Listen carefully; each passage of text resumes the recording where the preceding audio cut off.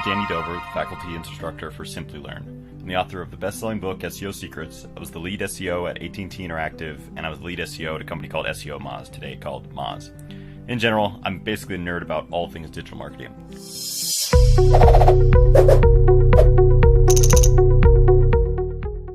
Welcome to SEO Foundations.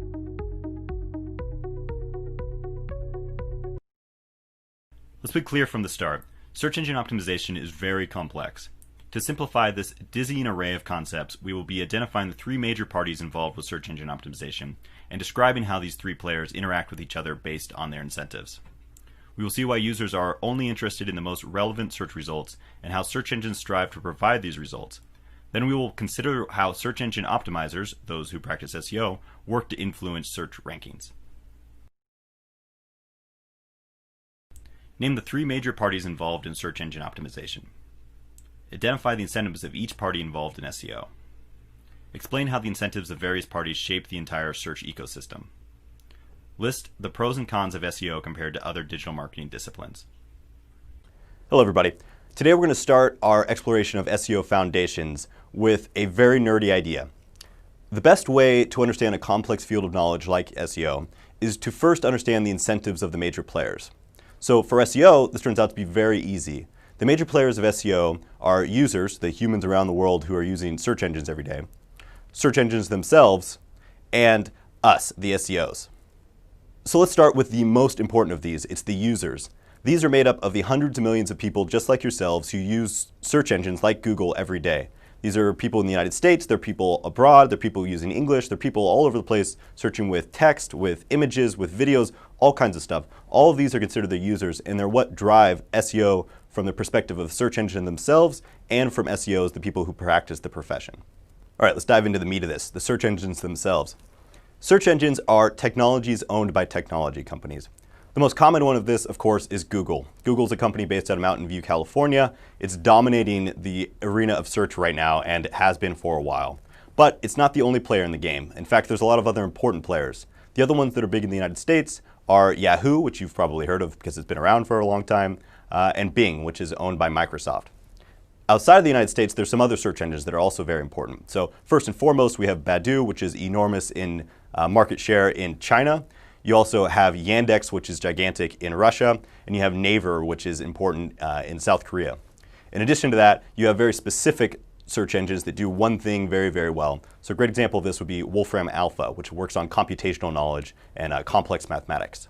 Now the third major player in this is my favorite. Now I'm very biased because I am an SEO and this is how I pay my bills, but I think this is the one that's most exciting and the one that we're going to be talking about throughout this whole course. So SEO, let's dive into that a little bit. It's an acronym, and it's actually a very confusing acronym because it means two different things.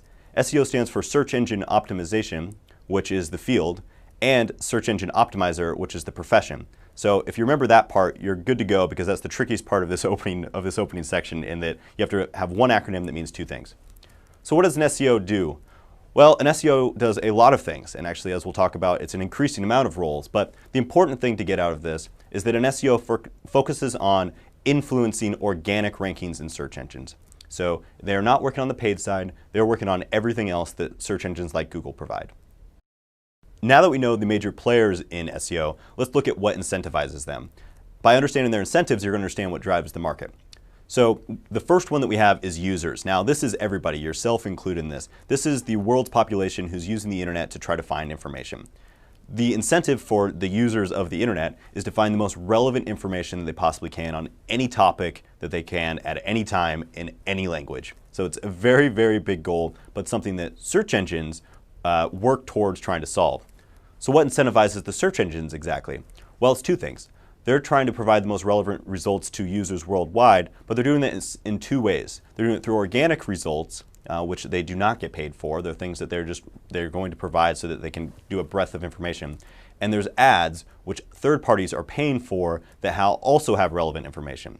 So what is incentivizing the search engines? It's twofold. They're trying to attract a gigantic audience of users with organic results and with the ads by providing relevant information. And it's the money that they're getting paid for with the ads. This works really, really well for SEOs.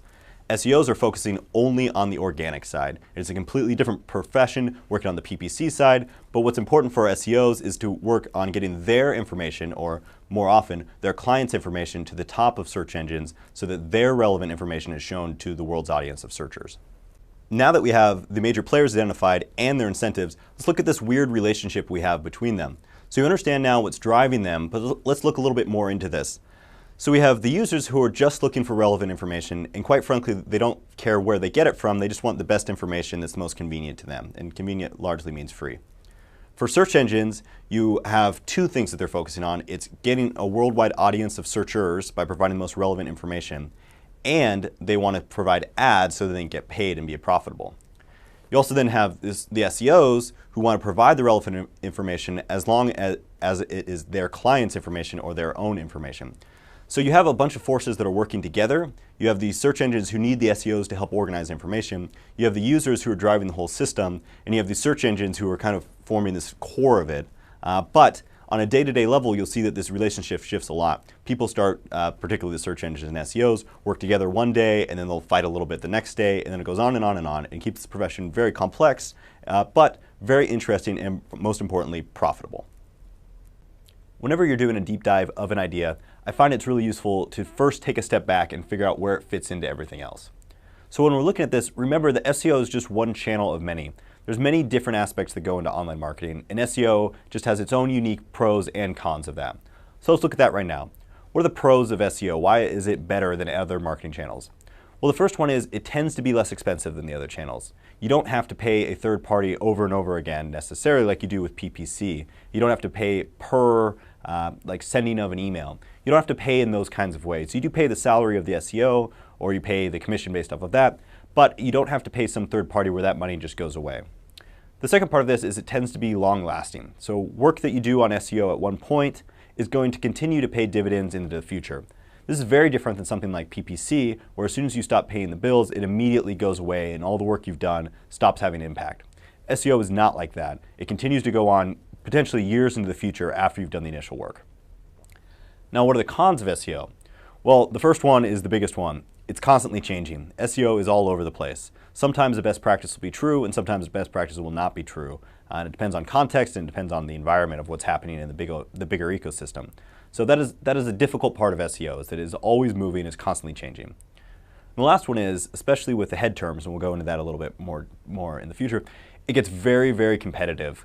If you're targeting keywords that lots of people are searching on, and there's lots of demand for, and lots of people trying to target the same thing, you're going to run into a very, very competitive environment, more so than most of the other online marketing channels.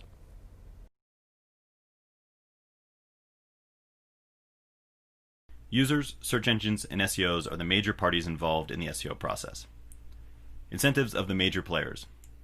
Users want the most relevant result. Search engines want to make money from advertisements. SEOs want to show their information to searchers. Each of the incentives of the major players in SEO interact with each other to create the search market. Pros of SEO. SEO is relatively inexpensive and is long-lasting. Cons of SEO. SEO is constantly changing and is quite competitive.